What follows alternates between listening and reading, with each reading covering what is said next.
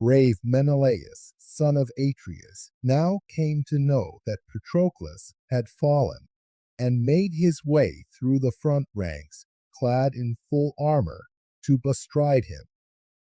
As a cow stands lowing over her first calf, even so did yellow-haired Menelaus bestride Patroclus. He held his round shield and his spear in front of him, resolute to kill any who should dare face him. But the son of Panthus had also noted the body, and came up to Menelaus, saying, Menelaus, son of Atreus, draw back, leave the body, and let the blood-stained spoils be. I was first of the Trojans and their brave allies to drive my spear into Patroclus. Let me, therefore, have my full glory among the Trojans, or I will take aim and kill you. To this Menelaus answered in great anger, By Father Jove, boasting is an ill thing. The pard is not more bold, nor the lion, nor savage wild boar, which is fiercest and most dauntless of all creatures, than are the proud sons of Panthus. Yet Hyperenor did not see out the days of his youth, when he made light of me, and withstood me, deeming me the meanest soldier among the Danaans. His own feet never bore him back to gladden his wife and parents. Even so shall I make an end of you too, if you withstand me, get you back into the crowd, and do not face me, or it shall be worse for you. Even a fool may be wise after the event.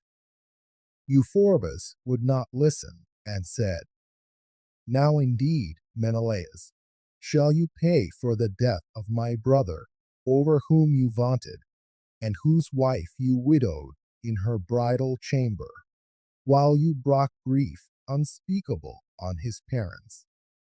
I shall comfort these poor people if I bring your head and armor, and place them in the hands of Panthus and noble Phrontis. The time is come when this matter shall be fought out and settled, for me or against me. As he spoke, he struck Menelaus full on the shield, but the spear did not go through, for the shield turned its point. Menelaus then took aim, praying to Father Jove. As he did so, Euphorbus was drawing back, and Menelaus struck him about the roots of his throat, leaning his whole weight on the spear, so as to drive it home. The point went clean through his neck, and his armor rang rattling round him as he fell heavily to the ground. His hair, which was like that of the Graces, and his locks, so deftly bound in bands of silver and gold, were all bedrabbled with blood. As one who has grown a fine young olive tree in a clear space where there is abundance of water, the plant is full of promise, and though the winds beat upon it from every quarter, it puts forth its white blossoms till the blasts of some fierce hurricane sweep down upon it and level it with the ground.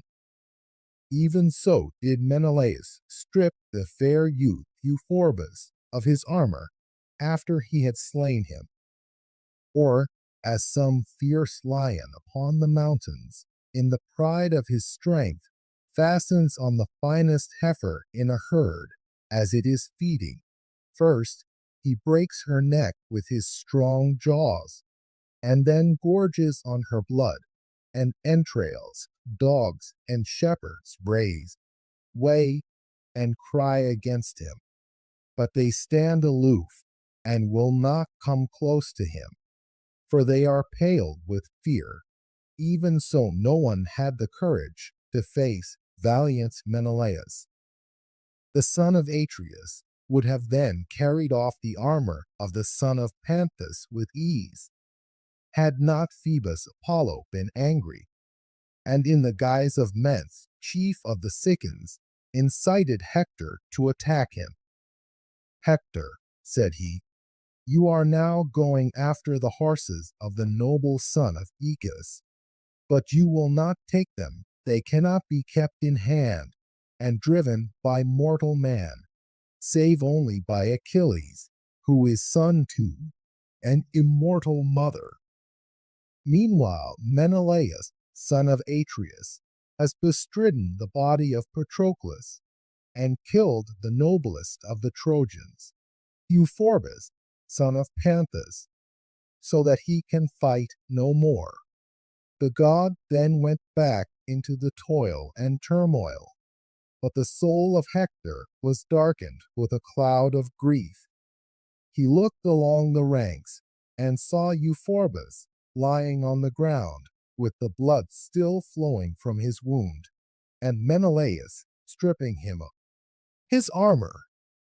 On this he made his way to the front like a flame of fire, clad in his gleaming armor, and crying with a loud voice. When the son of Atreus heard him, he said to himself in his dismay, Alas, what shall I do?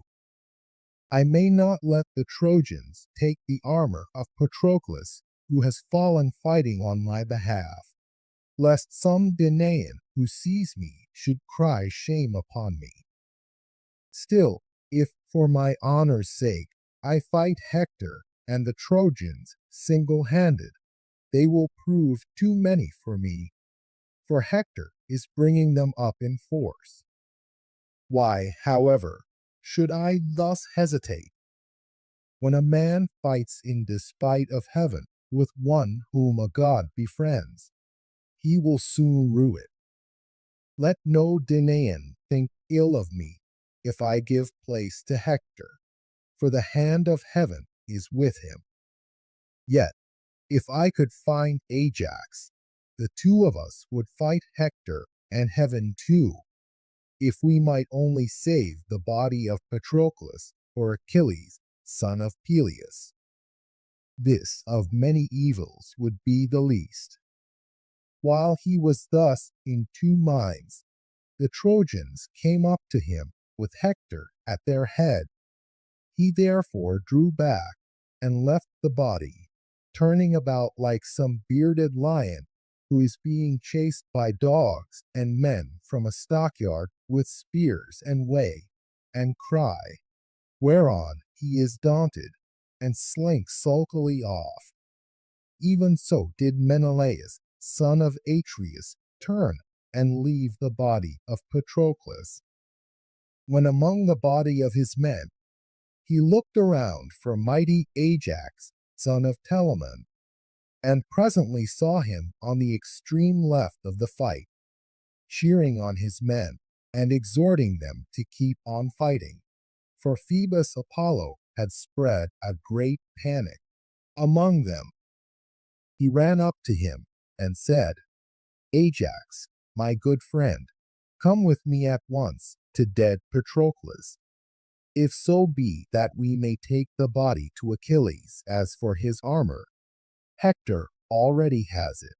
These words stirred the heart of Ajax, and he made his way among the front ranks, Menelaus going with him. Hector had stripped Patroclus of his armor, and was dragging him away to cut off his head and take the body to fling before the dogs of Troy.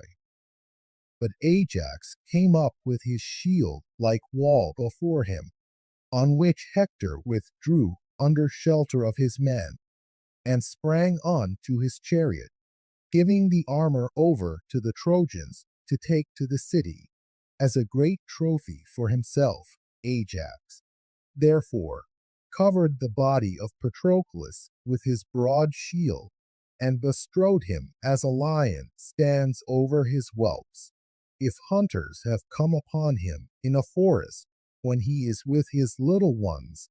In the pride and fierceness of his strength he draws his knit brows down till they cover his eyes. Even so did Ajax bestride the body of Patroclus, and by his side stood Menelaus, son of Atreus, nursing great sorrow in his heart. Then Glaucus, son of Hippolochus, looked fiercely at Hector and rebuked him sternly. "Hector," said he, "you make a brave show, but in fight you are sadly wanting. A runaway like yourself has no claim to so great a reputation. Think how you may now save your town and citadel by the hands of your own people born in Ilias, for you will get no Lycians to fight for you, seeing what thanks they have had for their incessant hardships. Are you likely, sir, to do anything to help a man of less note after leaving Sarpedon, who was at once your guest and comrade in arms, to be the spoil and prey of the Danaans? So long as he lived, he did good service both to your city and yourself, yet you had no stomach to save his body from the dogs. If the Lycians will listen to me, they will go home and leave Troy to its fate. If the Trojans had any of that daring, fearless spirit which lays hold of men who are fighting for their country and harassing those who would attack it, we should soon bear off Patroclus into Ilias. Could we get this dead man away and bring him into the city of Priam, the Argives would readily give up the armor of Sarpedon, and we should get his body to boot. For he, whose squire has been now killed, is the foremost man at the ships of the Achaeans, he and his close fighting followers. Nevertheless, you dared not make a stand against Ajax, nor face him, eye to eye, with battle all round you, for he is a braver man than you are." Hector scowled at him and answered, "Glaucus, you should know better. I have held you so far as a man of more understanding than any in all Lycia, but now I despise you for saying that I am afraid of Ajax. I fear neither battle nor the din of chariots, but Jove's will is stronger than ours. Jove at one time makes even a strong man draw back and snatches victory from his grasp, while at another he will set him on to fight. Come hither then, my friend, stand by me, and see indeed whether I shall play the coward the whole day through, as you say, or whether I shall not stay some even of the boldest Danaans from fighting round the body of Patroclus." As he spoke, he called loudly on the Trojans, saying, "Trojans, Lycians, and Dardanians, fighters in close combat, be men, my friends, and fight might and main, while I put on the goodly armor of Achilles, which I took when I killed Patroclus." With this, Hector left the fight and ran full speed after his men who were taking the armor of Achilles to Troy, but had not yet got far. Standing for a while apart from the woeful fight, he changed his armor. His own he sent to the strong city of Ilias and to the Trojans, while he put on the immortal armor of the son of Peleus, which the gods had given to Peleus, who in his age gave it to his son, but the son did not grow old in his father's armor. When Jove, lord of the storm cloud, saw Hector standing aloof and arming himself in the armor of the son of Peleus, he wagged his head and muttered to himself, saying, "Ah, poor wretch, you arm in the armor of a hero, before whom many another trembles, and you reck nothing of the doom that is already close upon you. You have killed his comrade, so brave and strong, but it was not well that you should strip the armor from his head and shoulders. I do indeed endow you with great might now, but as against this you shall not return from battle to lay the armor of the son of Peleus before Andromache. The son of Saturn bowed his portentous brows, and Hector fitted the armor to his body, while terrible Mars entered into him, and filled his whole body with might and valor. With a shout he strode in among the allies, and his armor flashed about him, so that he seemed to all of them like the great son of Peleus himself. He went about among them, and cheered them on Mesthles, Glaucus, Medon, Thursilocus, Asteropaeus, Dicener, and Hippothus, Phorcys, Chromius, and Ennomus the augur. All these did he exhort, saying, Hear me, allies from other cities, who are here in your thousands. It was not in order to have a crowd about me that I called you hither, each from his several city, but that with heart and soul you might defend the wives and little ones of the Trojans from the fierce Achaeans. For this do I oppress my people with your food and the presents that make you rich. Therefore turn and charge at the foe, to stand or fall, as is the game of war. Whoever shall bring Patroclus, dead though he be, into the hands of the Trojans, and shall make Ajax give way before him, I will give him one half of the spoils, while I keep the other. He will thus share like honor with myself. When he had thus spoken, they charged full weight upon the Danaans, with their spears held out before them, and the hopes of each ran high, that he should force Ajax, son of Telamon, to yield up the body fools that they were, for he was about to take the lives of many. Then Ajax said to Menelaus, My good friend Menelaus, you and I shall hardly come out of this fight alive. I am less concerned for the body of Patroclus, who will shortly become meat for the dogs and vultures of Troy, than for the safety of my own head and yours.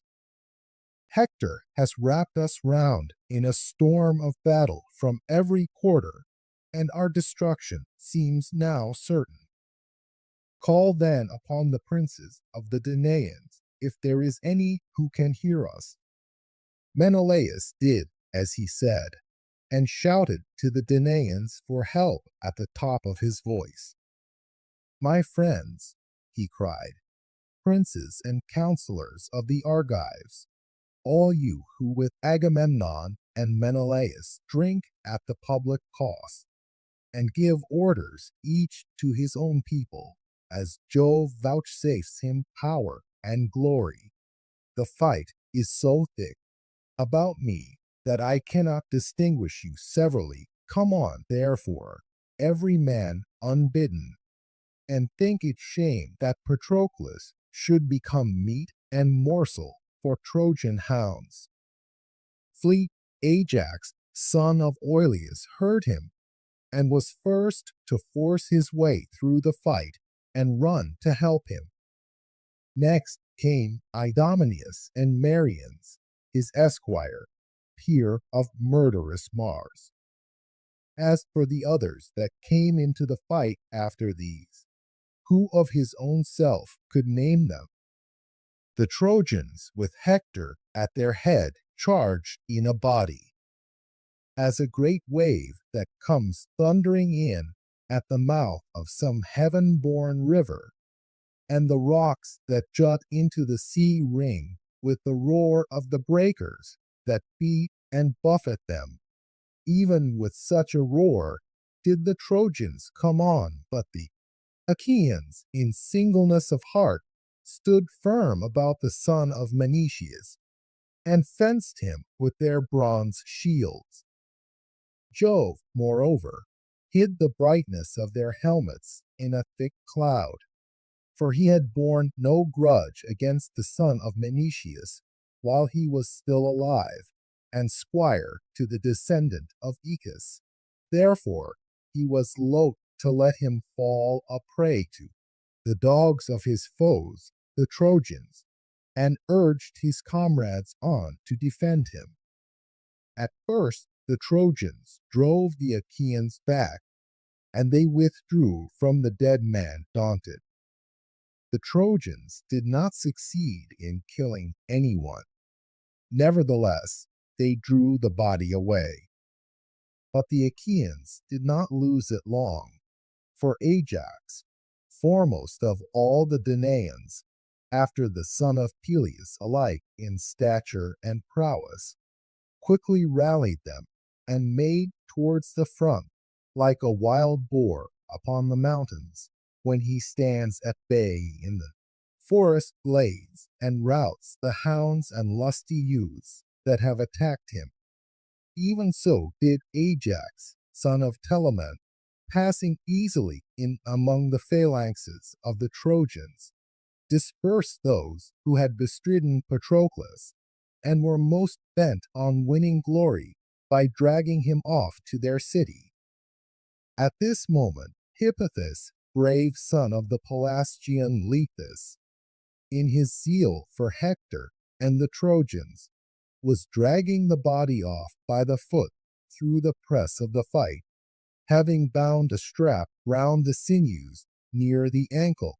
But a mischief soon befell him from which none of those could save him who would have gladly done so. For the son of Telamon sprang forward and smote him on his bronze-cheeked helmet. The plumed headpiece broke about the point of the weapon, struck at once by the spear and by the strong hand of Ajax, so that the bloody brain came oozing out through the crest socket. His strength then failed him, and he let Patroclus' foot drop from his hand, as he fell full length dead upon the body. Thus he died far from the fertile land of Larissa, and never repaid his parents the cost of bringing him up, for his life was cut short early by the spear of mighty Ajax. Hector then took aim at Ajax with a spear, but he saw it coming, and just managed to avoid it. The spear passed on and struck Schedius, son of noble Iphitus, captain of the Phocians, who dwelt in famed Panopeus and reigned over much people. It struck him under the middle of the collarbone.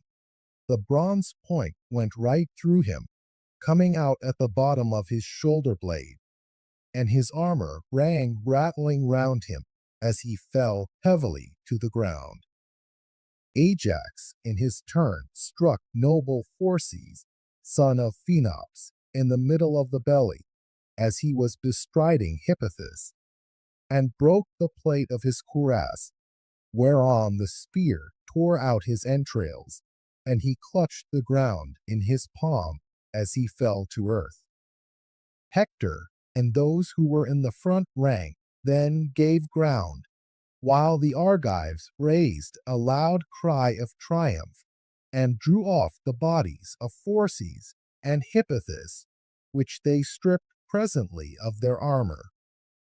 The Trojans would now have been worsted by the brave Achaeans, and driven back to Ilias through their own cowardice, while the Argives, so great was their courage and endurance, would have achieved a triumph even against the will of Jove, if Apollo had not roused Aeneas, in the likeness of Periphas, son of Apitus, an attendant who had grown old in the service of Aeneas's aged father, and was at all times devoted to him.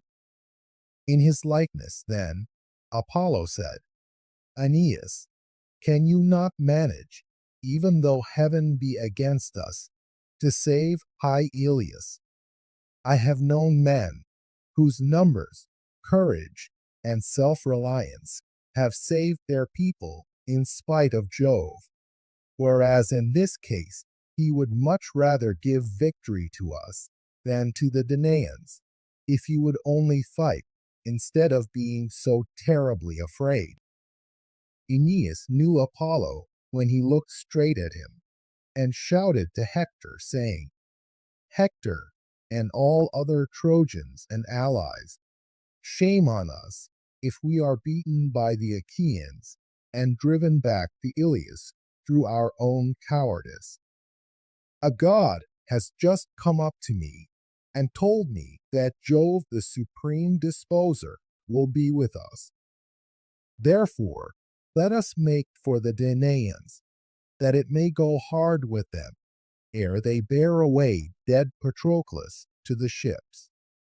As he spoke, he sprang out far in front of the others, who then rallied and again faced the Achaeans. Aeneas speared Leiocritus, son of Arisbas, a valiant follower of Lycomedes. And Lycomedes was moved with pity as he saw him fall. He therefore went close up and speared Apison, son of Hippasus, shepherd of his people, in the liver under the midriff, so that he died. He had come from fertile Paeonia, and was the best man of them all after Asteropaeus. Asteropaeus flew forward to avenge him and attack the Danaans, but this might no longer be, inasmuch as those about Patroclus were well covered by their shields and held their spears in front of them, for Ajax had given them strict orders that no man was either to give ground or to stand out before the others, but all were to hold well together about the body and fight hand to hand.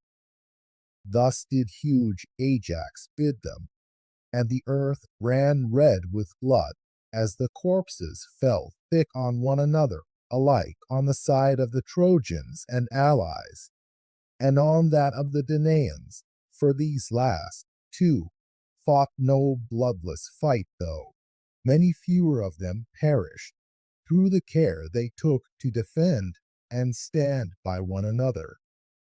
Thus did they fight, as it were a flaming fire. It seemed as though it had gone hard, even with the sun and moon, for they were hidden over all that part where the bravest heroes were fighting about the dead son of Menoetius, whereas the other, Danaans and Achaeans, fought at their ease in full daylight, with brilliant sunshine all round them, and there was not a cloud to be seen, neither on plain nor mountain. These last, moreover, would rest for a while, and leave off fighting, for they were some distance apart, and beyond the range of one another's weapons, whereas those who were in the thick of the fray suffered both from battle and darkness.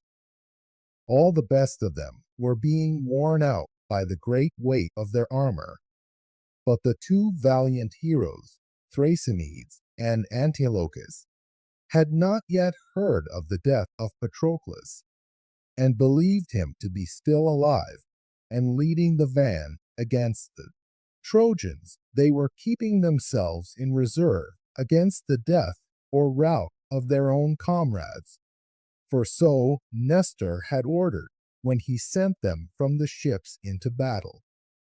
Thus through the livelong day did they wage fierce war, and the sweat of their toil rained ever on their legs under them, and on their hands and eyes, as they fought over the squire of the fleet, son of Peleus.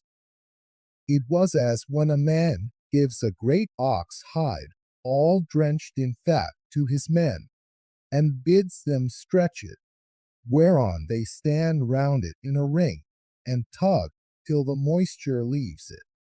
and the fat soaks in for the many that pull at it, and it is well stretched. Even so did the two sides tug the dead body hither and thither within the compass of but a little space. The Trojans steadfastly set on dragging it into Ilias, while the Achaeans were no less so on taking it to their ships, and fierce was the fight between them. Not Mars himself, the Lord of hosts, nor yet Minerva, even in their fullest fury, could make light of such a battle. Such fearful turmoil of men and horses did Jove on that day ordain round the body of Patroclus. Meanwhile, Achilles did not know that he had fallen, for the fight was under the wall of Troy, a long way off the ships. He had no idea, therefore, that Patroclus was dead, and deemed that he would return alive as soon as he had gone close up to the gates. He knew that he was not to sack the city, neither with nor without himself, for his mother had often told him this when he had sat alone with her, and she had informed him of the counsels of great Jove. Now, however, she had not told him how great a disaster had befallen him in the death of the one who was far dearest to him of all his comrades. The others still kept on charging one another round the body with their pointed spears and killing each other. Then would one say, "My friends, we can never again show our faces at the ships better, and greatly better, that earth should open and swallow us here in this place, than that we should let the Trojans have the triumph of bearing off Patroclus to their city." The Trojans also on their part spoke to one another, saying, "Friends, though we fall to a man beside this body, let none shrink from fighting." With such words did they exhort each other. They fought, and an iron clank rose through the void air to the brazen vault of heaven. The horses of the descendant of Aeacus stood out of the fight and wept when they heard that their driver had been laid low by the hand of murderous Hector. Automedon, valiant son of Dioras, lashed them again and again. Many a time did he speak kindly to them, and many a time did he upbraid them. But they would neither go back to the ships by the waters of the broad Hellespont, nor yet into battle among the Achaeans. They stood with their chariot stocks still, as a pillar set over the tomb of some dead man or woman, and bowed their heads to the ground. Hot tears fell from their eyes as they mourned the loss of their charioteer, and their noble manes drooped all wet from under the yoke straps on either side the yoke. The son of Saturn saw them and took pity upon their sorrow. He wagged his head and muttered to himself, saying, "Poor things, why did we give you to King Peleus, who is a mortal, while you are yourselves ageless and immortal? Was it that you might share the sorrows that befall mankind? For of all creatures that live and move upon the earth, there is none so pitiable as he is still. Hector, son of Priam, shall drive neither you nor your chariot. I will not have it. It is enough that he should have the armor over which he vaunts so vainly. Furthermore, I will give you strength of heart and limb to bear Automedon safely to the ships from battle. For I shall let the Trojans triumph still further, and go on killing till they reach the ships, whereon night shall fall, and darkness overshadow the land. As he spoke, he breathed heart and strength into the horses, so that they shook the dust from out of their manes, and bore their chariot swiftly into the fight that raged between Trojans and Achaeans. Behind them fought Automedon, full of sorrow for his comrade, as a vulture amid a flock of geese. In and out, and here and there, full speed, he dashed amid the throng of the Trojans. But for all the fury of his pursuit, he killed no man, for he could not wield his spear and keep his horses in hand when alone in the chariot. At last, however, a comrade, Alcimedon, son of Laerces, son of Haemon, caught sight of him and came up behind his chariot.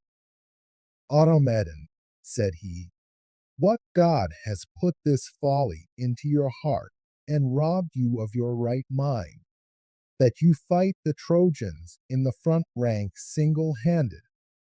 He who was your comrade is slain, and Hector plumes himself on being armed in the armor of the descendant of Aeacus. Automedon, son of Diores, answered, Alcimedon, there is no one else who can control and guide the immortal steeds so well as you can, save only Patroclus, while he was alive, peer of gods in council. Take then the whip and reins, while I go down from the car and fight. Alcimedon sprang on to the chariot and caught up the whip and reins, while Automedon leaped from off the car. When Hector saw him, he said to Aeneas, who was near him, Aeneas, counselor of the mail-clad Trojans, I see the steeds of the fleet son of Aeacus come into battle with weak hands to drive them. I am sure, if you think well, that we might take them. They will not dare face us if we both attack them. The valiant son of Anchises was of the same mind, and the pair went right on, with their shoulders covered under shields of tough, dry ox hide, overlaid with much bronze. Chromius and Aretus went also with them, and their hearts beat high with hope that they might kill the men and capture the horses fools that they were, for they were not to return scatheless from their meeting with Automedon, who prayed to Father Jove, and was forthwith filled with courage and strength abounding. He turned to his trusty comrade Alcimedon and said, Alcimedon, keep your horses so close up that I may feel their breath upon my back. I doubt that we shall not stay Hector son of Priam till he has killed us and mounted behind the horses. He will then either spread panic among the ranks of the Achaeans, or himself be killed among the foremost. On this he cried out to the two Ajaxes and Menelaus. Ajaxes, captains of the Argives, and Menelaus, give the dead body over to them that are best able to defend it, and come to the rescue of us living, for Hector and Aeneas, who are the two best men among the Trojans, are pressing us hard in the full tide of war. Nevertheless, the issue lies on the lap of heaven. I will therefore hurl my spear and leave the rest to Jove. He poised and hurled as he spoke, whereon the spear struck the round shield of Aretus, and went right through it, for the shield stayed it not, so that it was driven through his belt into the lower part of his belly, as when some sturdy youth, axe in hand, deals his blow behind the horns of an ox, and severs the tendons at the back of its neck, so that it springs forward and then drops. Even so did Aretus give one bound, and then fall on his back the spear quivering in his body, till it made an end of him. Hector then aimed a spear at Automedon, but he saw it coming and stooped forward to avoid it, so that it flew past him, and the point stuck in the ground, while the butt end went on quivering till Mars robbed it of its force. They would then have fought hand to hand with swords, had not the two Ajaxes forced their way through the crowd when they heard their comrade calling, and parted them for all their fury. For Hector, Aeneas, and Chromius were afraid, and drew back, leaving Aretas to lie there struck to the heart. Automedon, peer of fleet Mars, then stripped him of his armor, and vaunted over him, saying, I have done little to assuage my sorrow for the son of Menetius, for the man I have killed is not so good as he was. As he spoke, he took the blood-stained spoils, and laid them upon his chariot.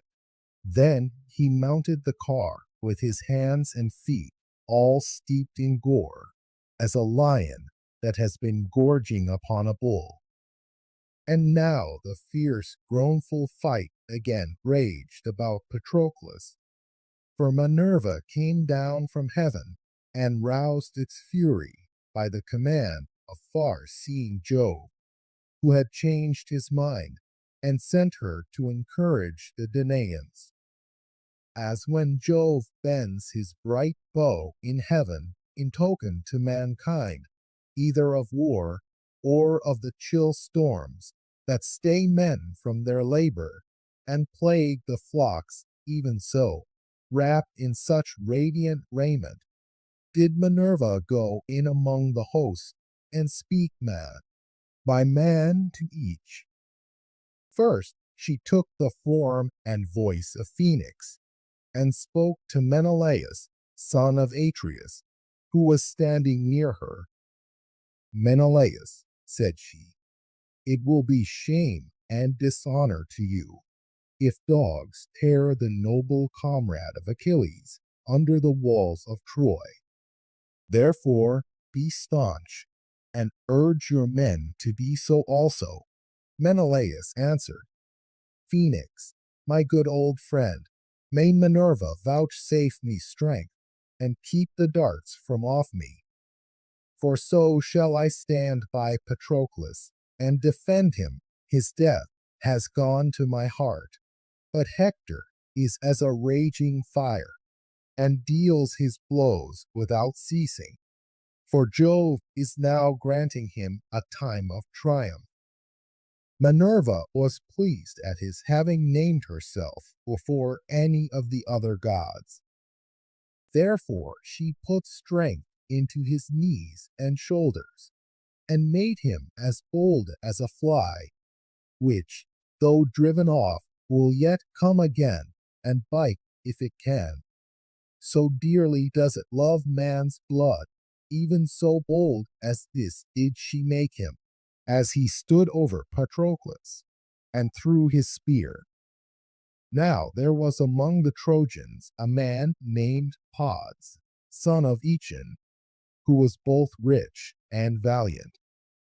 Hector held him in the highest honor, for he was his comrade and boon companion. The spear of Menelaus struck this man in the girdle, just as he had turned in flight, and went right through him. Whereon he fell heavily forward, and Menelaus, son of Atreus, drew off his body from the Trojans into the ranks of his own people. Apollo then went up to Hector, and spurred him on to fight, in the likeness of Phaenops, son of Asius, who lived in Abydos, and was the most favored of all Hector's guests. In his likeness Apollo said, Hector, who of the Achaeans will fear you henceforward, now that you have quailed before Menelaus, who has ever been rated poorly as a soldier? Yet he has now got a corpse away from the Trojans single-handed. and has slain your own true comrade, a man brave among the foremost, Pod's son of Aetion. A dark cloud of grief fell upon Hector as he heard, and he made his way to the front, clad in full armor. Thereon, the son of Saturn seized his bright tasseled aegis, and veiled Ida in cloud. He sent forth his lightnings and his thunders, and as he shook his aegis, he gave victory to the Trojans and routed the Achaeans. The panic was begun by Peneleos the Boeotian, for while keeping his face turned ever towards the foe, he had been hit with a spear on the upper part of the shoulder. A spear thrown by Polydamas had grazed the top of the bone, for Polydamas had come up to him and struck him from close at hand. Then Hector, in close combat, struck Letus, son of noble Electreon, in the hand by the wrist, and disabled him from fighting further. He looked about him in dismay, knowing that never again should he wield spear in battle with the Trojans. While Hector was in pursuit of Letus, Idomeneus struck him on the breastplate over his chest near the nipple, but the spear broke in the shaft, and the Trojans cheered aloud. Hector then aimed at Idomeneus, son of Deucalion, as he was standing on his chariot, and very narrowly missed him, but the spear hit Coranus, a follower and charioteer of Merion's, who had come with him from Lyctus. Idomeneus had left the ships on foot, and would have afforded a great triumph to the Trojans, if Coranus had not driven quickly up to him. He therefore brought life and rescue to Idomeneus, but himself fell by the hand of murderous Hector. For Hector hit him on the jaw under the ear. The end of the spear drove out his teeth and cut his tongue in 2 pieces, so that he fell from his chariot and let the reins fall to the ground. Merion's gathered them up from the ground and took them into his own hands. Then he said to Idomeneus, "Lay on till you get back to the ships, for you must see that the day is no longer ours." On this, Idomeneus lashed the horses to the ships, for fear had taken hold upon him. Ajax and Menelaus noted how Jove had turned the scale in favor of the Trojans, and Ajax was first to speak.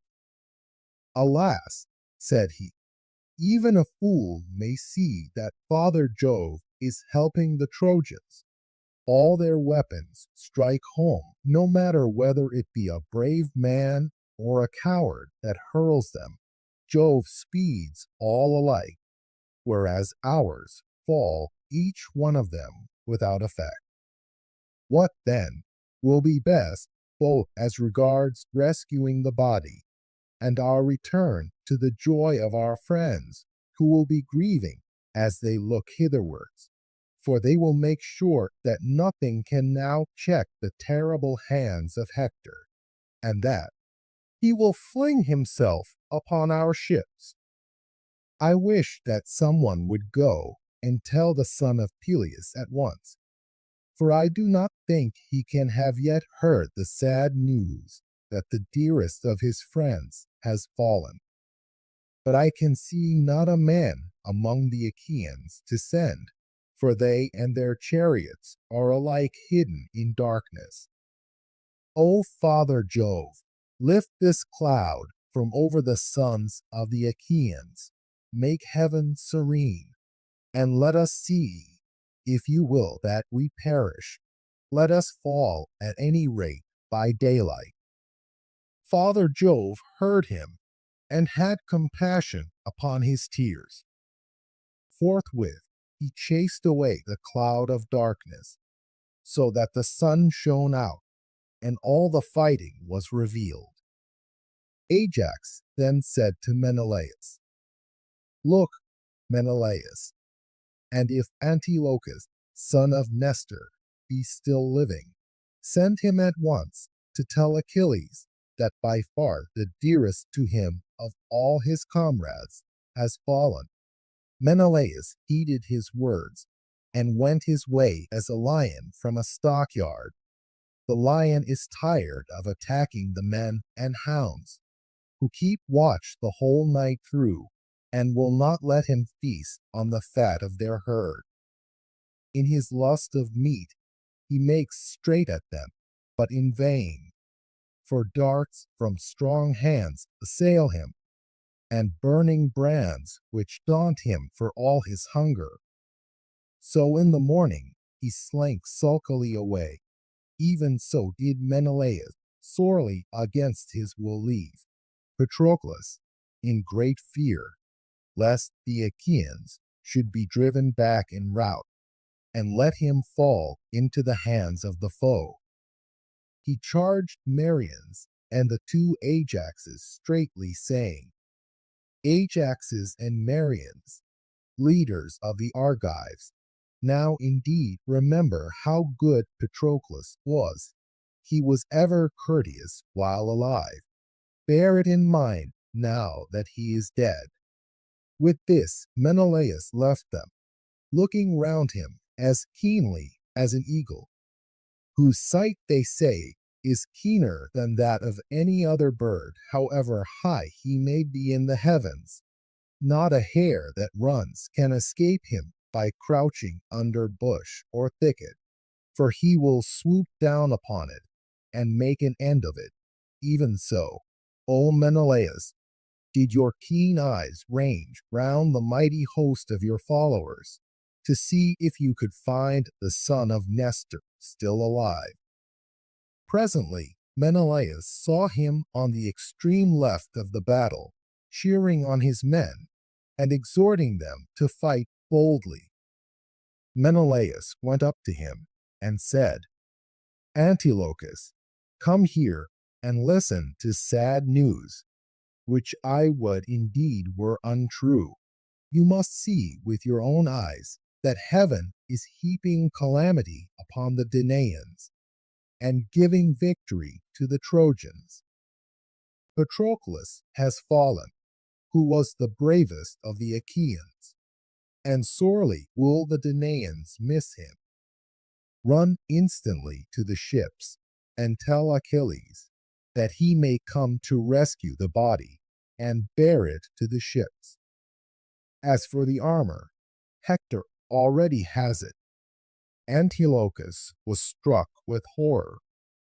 For a long time he was speechless, his eyes filled with tears, and he could find no utterance.